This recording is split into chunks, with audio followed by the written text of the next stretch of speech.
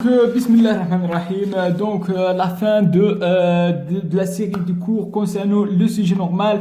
On passe à le sujet pathologie. On a parlé plusieurs choses sur le fonctionnement de cœur, de l'électricité jusqu'à le fonctionnement de l'appareil, etc. avec plein de choses.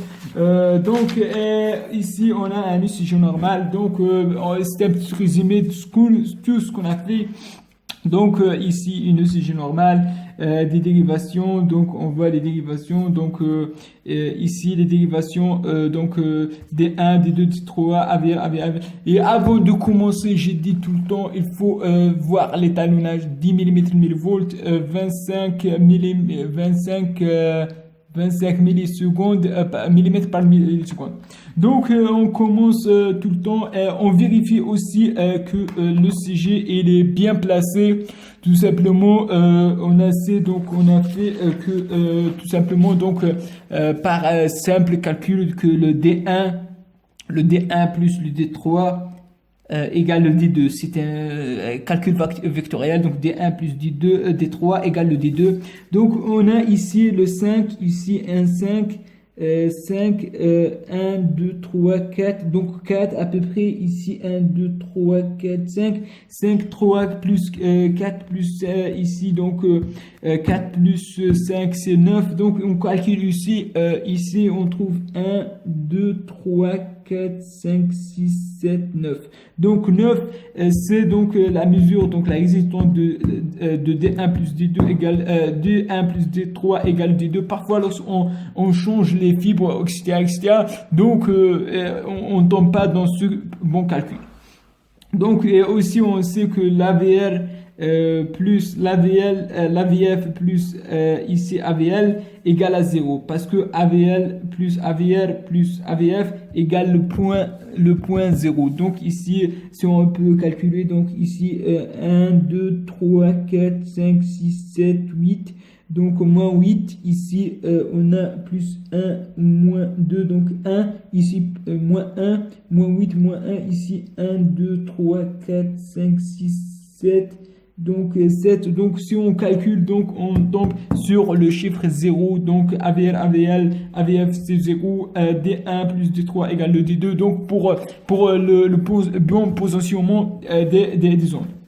Et on commence par, on a dit que l'onde de P, elle est positive, en D1, D2, onde de P positif en D1, D2, V5, V6, ici l'onde de V5, V6, l'onde de P, normalement elle est positive, elle est bien visible dans le D2, parce que dans le D2, l'onde de P elle est bien visible parce que l'onde de P elle est bien visible dans le D2 parce que c'est avec l'axe de l'onde de P. Et elle est négative, purement négative en AVR parce qu'elle est contraire. L'intervalle, après on a dit que l'onde de P, la durée de l'onde de P doit être inférieure à 0,12 secondes, c'est-à-dire inférieure à 3 carreaux, et leur amplitude inférieure à 2 carreaux et demi, 2 carreaux et demi, elle est bien sûr inférieure ici, même ici inférieure à 2 carreaux et demi. L'intervalle PR, on a dit qu'elle doit être entre 3 carreaux et 5 carreaux, c'est-à-dire entre 0,12 secondes et 0,20 secondes, elle est bien inférieure à 0,12. Ici on a 3,5, 3,5 carreaux, elle est inférieure. On a parlé que le complexe QRS doit être inférieur à 0,10 secondes, c'est-à-dire 2 carreaux et demi, quand on a jusqu'à 3 carreaux, elle est inférieure ici. On a dit que le complexe, le segment ST doit être dans la ligne isoélectrique avec le segment PT, elle est dans l'isoélectrique. On a dit que l'onde de P, l'onde de P, elle est pas elle est asymétrique dans l'état normal, et c'est vrai l'onde de QRST, l'onde de T, elle est asymétrique ici. On voit que l'onde de T, elle est asymétrique. L'onde de T asymétrique, et on a dit que le complexe segment ST, elle dépasse pas le 1, elle se décale pas supérieur à 1 mm.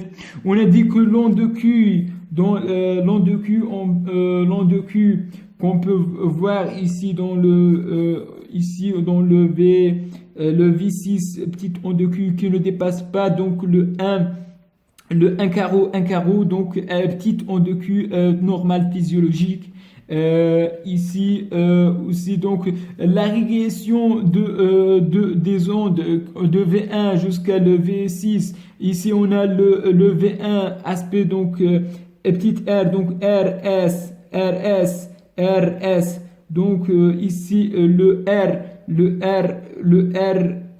le petit petit S. Donc ici donc la progression donc de S de RS, donc de S jusqu'à donc l'arrivée à à le R, seulement le R.